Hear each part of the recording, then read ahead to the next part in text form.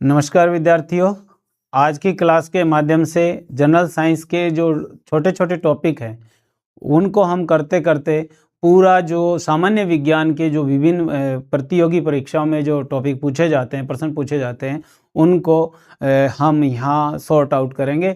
और हमने पूर्व की क्लास में जैसे पढ़ा था उसी क्रम से मैं उम्मीद करता हूँ कि आपको ये भी अच्छे से समझ में आएगा और उसका भी रिस्पॉन्स बढ़िया आया बच्चों का। तो आपका प्रेम अगर यूं ही बना रहा तो हम इस चैनल के माध्यम से आपको पूरा का पूरा जो सिलेबस है, जैसे कि वर्तमान में परीक्षा आई हुई है एलडीसी की, उसका पूरा संपूर्ण कोर्स जो है वो यूट्यूब के माध्यम से मैं प्रमोद शर्मा आपको प्रस्तुत करूंगा। और उम्मीद करेंगे कि भी इसमें किसी प्रकार का डाउट नहीं रहे, कमेंट के द्वारा आप वो भी कर सकते हो। और चैनल पर अपना नंबर भी है, अगर किसी को प्रॉब्लम हो तो आप व्हाट्सएप के माध्यम से भी संपर्क कर सकते हो, अपनी प्रॉब्लम जो है वो सॉर्ट आउट करवा सकते हो। अब अगर हम बात करें आज के टॉपिक की, तो हमने जैसे पूर्व की क्लासों के अंदर विज्ञान को पढ़ना शुरू कर रखा था, तो छोटे छोटे टॉपिक है। तो कहते हैं ना कि बूंद बूंद से घड़ा भरता है, तो बूंद बूंद से खाली भी होता है। तो जैसे जैसे हम छोटे छोटे टॉपिक पढ़ते जाएंगे और बात समझ में आती जाएगी तो हमारा कॉन्फिडेंस लेवल जो है वो बढ़ता जाएगा। और इसी क्रम में अगर हम बात करें टॉपिक की, तो एक टॉपिक आता है जनरल से जिसमें कहा जाता है, जैसे टॉपिक आता है जिसमें लिखा जाता है परमाणु, अणु, तत्व, यौगिक, मिश्रण। कई बार ऐसे प्रश्न आता है इन टॉपिक से संबंधित, हालांकि ये वैसे कहीं लिखा नहीं गया, परंतु ये आप मिक्सअप प्रश्न के अंदर आता है। तो आप देखिए इसके अंदर एक चीज़ मैं आपको जो बताता हूँ, आप अगर पुराने पेपर आपने पढ़े हैं तो वहाँ आपको ये चीज़ देखने को मिलेगी कि जैसे वहाँ ये लिखा हुआ है वायु क्या है, वायु क्या है, बहुत बार आया हुआ प्रश्न है ये। ऐसे लिख दिया खून क्या है, खून क्या है। ऐसे प्रश्न लिख दिया जैसे बारूद क्या है।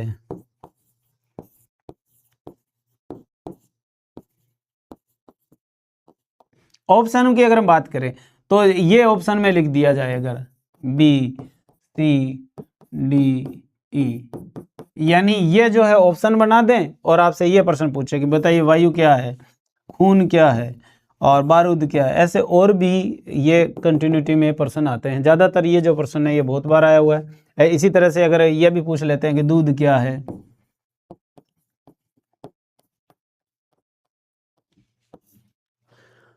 विज्ञान के अंदर जितने भी टॉपिक होते हैं वो यूनिवर्सल ट्रूथ होते हैं। ऐसे नहीं है कि यहाँ आपने पढ़ा और उसका मीन कुछ निकला और कहीं पढ़ोगे तो उसका मीन कुछ निकलेगा।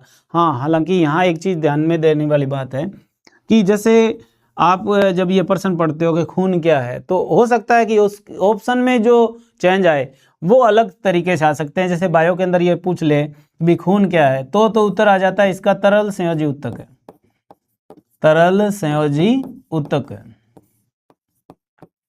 परंतु अगर आपसे ये पूछा जाए और खून क्या है और ऑप्शन में ये लिख दिए अणु, तत्व, यौगिक, मिश्रण, तब आपके ये सिलेक्शन करना पड़ेगा कि भी इनमें से क्या है। तो हम एक इस वीडियो के माध्यम से ये चीज़ें पढ़ने का प्रयास करेंगे कि ये क्या होता है और पेपर में प्रश्न जो है वो किस हिसाब से पढ़ते हैं।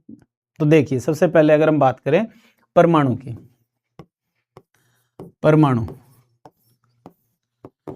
परमाणु को समझने के लिए हम ये कह सकते हैं कि दुनिया की हर चीज़ परमाणु से मिलकर बनी हुई है। सपोज करिए मेरे हाथ में ये मार्कर है, इस मार्कर के बराबर के दो हिस्से अगर किए जाएं, एक हिस्से को डाल दें, दूसरा हिस्सा रखा, फिर इसका दो हिस्से किए बराबर, फिर एक हिस्सा डाल दिया, फिर रखा, इसी क्रम में इसको तोड़ते जाएं तोड़ते जाएं तोड़ते जाएं, तो लास्ट में हमारे पास इसका वो एक हिस्सा बचेगा जो आगे विभाजित नहीं होगा। तो आपकी बात समझ में आई होगी कुछ, कि पदार्थ का वह छोटे से छोटा कण जो आगे विभाजित नहीं हो वही परमाणु कहलाता है। वैसे अगर हम बात करें हिंदी के हिसाब से तो बहुब्रीहि समास बनता है, परंतु साइंस के हिसाब से अगर हम बात करें तो हम इसको कहते हैं पदार्थ का वह छोटे छोटा हिस्सा जो आगे विभाजित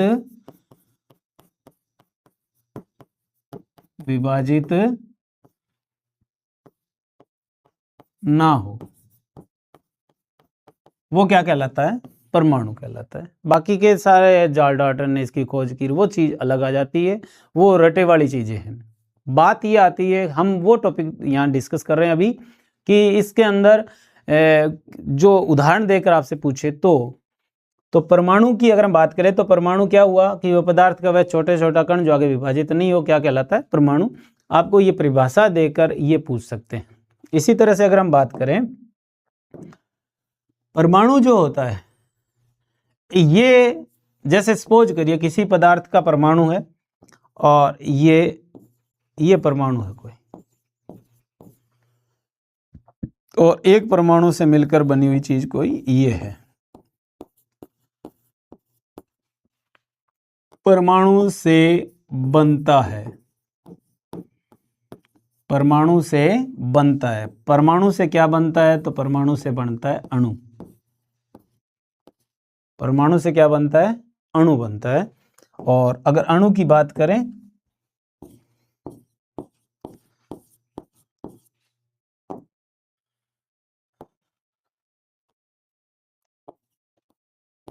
तो आप यहाँ थोड़ा सा समझने का प्रयास करोगे। मैंने डायग्राम इसलिए बनाया ताकि आपके दिमाग में इसकी छवि बने। तो देखिए, परमाणु से क्या बनता है? अणु। यानी एक परमाणु, फिर दूसरा परमाणु, फिर तीसरा, चौथा, पांचवा, ऐसे परमाणुओं का एक समूह बन जाता है। तो परमाणुओं का जो समूह है वो क्या कहलाता है? अणु कहलाता है। और अणु जो होते हैं वो दो प्रकार के हैं जो सामने दिख रहे हैं। इनको बोलते हैं समअणु और इसको बोलते हैं विषम अणु। विषम अणु। तो अगर आपसे ये पूछा जाए ना कि अणु कितने प्रकार के, तो दो प्रकार के, एक हो गया समअणु और एक हो गया विषम अणु। तो देखिए, समअणु जो होता है, समअणु को बोलते हैं तत्व। समअणु को क्या बोलते हैं? तत्व। और विषम अणु जो होते हैं उनको बोलते हैं यौगिक। अब आप देखिए कितनी इजी परिभाषा बनी है। तत्व किसे कहते हैं? एक ही प्रकार के परमाणुओं के मिलने से बना अणु तत्व कहलाता है। एक से अधिक प्रकार के परमाणुओं को निश्चित संख्या में मिलाने से बना विषम अणु ही यौगिक है। यहाँ आपको एक अच्छे से याद रखनी है बात, और उसको मैं स्टार लगा के हाईलाइट भी कर लेता हूँ, हैशटैग लगा देता हूँ। तो आप याद रखोगे कि यहाँ एक शब्द आता है, वो है निश्चित। निश्चित, फिक्स, यानी और देसी भाषा में कहे तो फिक्स है, ये निश्चित होता है। तो वो क्या कहलाता है? यौगिक कहलाता है। अब बात करते हैं यौगिक। यौगिक के अंदर क्या खास बात होती है? तो यौगिक के अंदर निश्चित होते हैं। निश्चित क्या होता है? अणुओं की संख्या निश्चित होती है, परमाणु निश्चित होते हैं और इसका सूत्र निश्चित होता है। या यूं कह सकता हूं मैं, अगर आपको पेपर में प्रश्न करना पड़े, जो साइंस स्ट्रीम के स्टूडेंट नहीं है, आर्ट्स के हैं और उन्होंने ये चीज़ें कभी नहीं पढ़ी, 9th-10th में कभी पढ़ी थी, तो वो तो भूल गए। पेपर के हिसाब से अगर हम बात करें तो आप याद रखोगे कि जिन किसी का भी सूत्र है और जो कभी आपने याद किया था भूल गए, जो वो बात अलग है, तो आप याद, आपके दिमाग में होगा कि इसका तो कोई सूत्र है। जिसका कोई सूत्र बनता है वो यौगिक होगा। जिसका कोई सूत्र होगा वो यौगिक होगा, और जिसका कोई सूत्र नहीं बने और कंडीशन यही हो तो वो यौगिक नहीं होगा, वो मिश्रण हो जाएगा।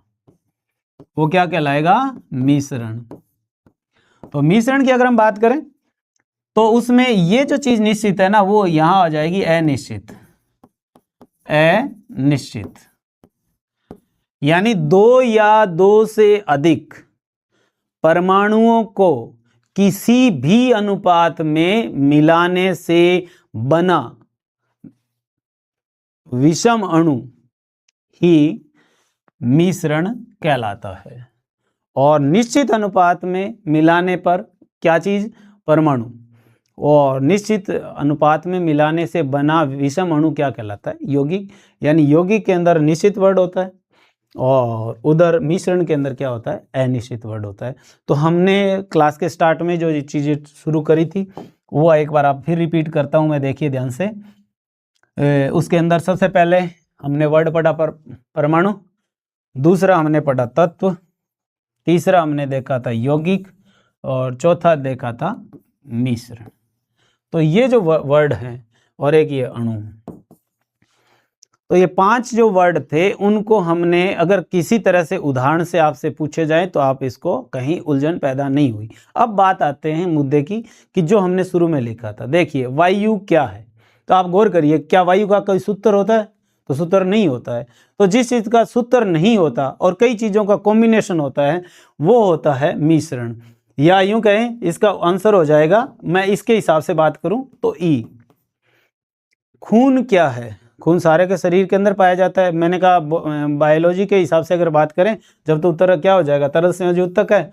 परंतु अगर तत्व यौगिक मिश्रण इस तरह से पूछे तो देखिए कि खून के अंदर कई चीज़ें होती है, जैसे आरबीसी होती है, डब्ल्यूबीसी होती है, प्लेटलेट्स होती है, प्लाज्मा होती है, कई चीज़ें होती है एक से अधिक प्रकार की, परंतु उनका अनुपात हर एक के शरीर के अंदर कम ज़्यादा होता है, यानी निश्चित नहीं होता। तो ये भी क्या हो जाएगा? खून भी क्या है?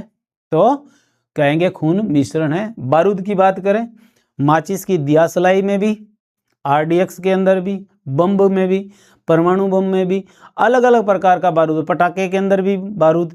तो हर एक के अंदर क्या होता है कि ये जो मिश्रण है इसका अनुपात क्या होता है? कम ज़्यादा होता रहता है, निश्चित नहीं होता। इस कारण से बारूद भी क्या है? मिश्रण है। दूध क्या है? गाय का दूध, भैंस का दूध और सेपरेटा दूध अलग प्रकार का। तो दूध के अंदर कोई गाढ़ा है, कोई पतला है। दूध के अंदर किसी में प्रोटीन की मात्रा ज़्यादा है, किसी में फैट जो है वो ज़्यादा है। तो ये मात्रा भी क्या है? अप डाउन होती रहती है। तो वो भी क्या है? दूध भी क्या कहलाएगा? तो मिश्रण। तो ये सारे जितने मैंने उदाहरण लिखे थे वो सारे के सारे मिश्रण के उदाहरण हैं। तो अब याद रखोगे। इसी तरह से अगर मैं उदाहरण दूँ, जैसे नमक, सारे जानते हैं कि नमक जो है उसका कोई न कोई सूत्र है। बाई चांस आप भूल गए तो आपको ये पता था कि नमक का तो सूत्र है, तो सूत्र है तो इसका मतलब क्या हो गया? यौगिक है। तो नमक का वैसे सूत्र होता है साधारण नमक का NaCl। फिर आपको कहे सल्फ्यूरिक अम्ल, सल्फ्यूरिक अम्ल, सल्फ्यूरिक अम्ल। तो हम भूल गए, मान लो सूत्र याद नहीं है, तो आपको याद रखना इसका सूत्र तो होता है। तो इसका मतलब ये क्या हुआ?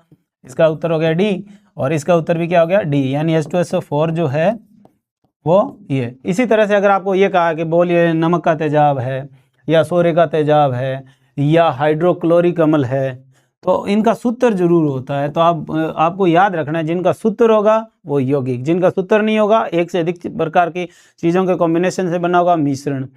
तत्व जो होगा उसमें एक ही प्रकार के परमाणु होंगे। और अणु, परमाणुओं के समूह को अणु कहते हैं। और परमाणु वो पदार्थ का सबसे छोटा कण जो आगे विभाजित नहीं हो वो परमाणु। तो ज़्यादातर इसके अंदर जो कंफ्यूज वाली चीज़ें हैं वो यौगिक और मिश्रण है।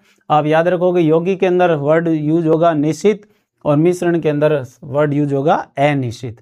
तो आज की क्लास के लिए सभी को थैंक यू और उम्मीद करता हूँ कि ये टॉपिक आया वो आपको समझ में आया होगा। और नेक्स्ट की क्लासों के अंदर ऐसे ही जनरल साइंस के जो रोचक तथ्य हैं, सबसे पहले छोटे छोटे टॉपिकों के माध्यम से हम क्लास को ऐसे ही कंटिन्यूटी में बनाए रखेंगे।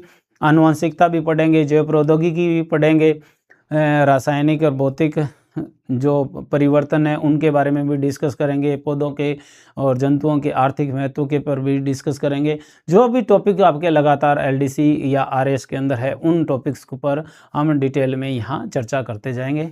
धन्यवाद।